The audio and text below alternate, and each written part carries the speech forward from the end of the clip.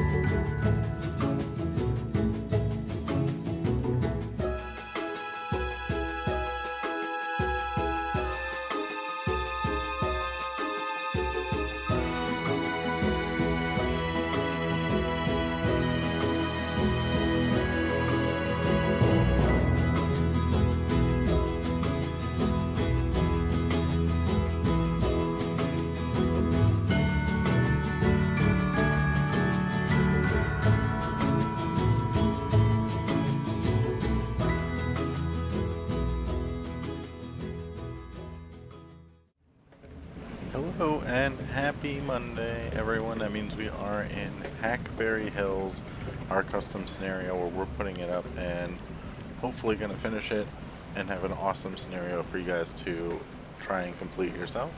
But today, another episode where we work on our river rapids ride. We focus on the last turn at the top of the lift hill.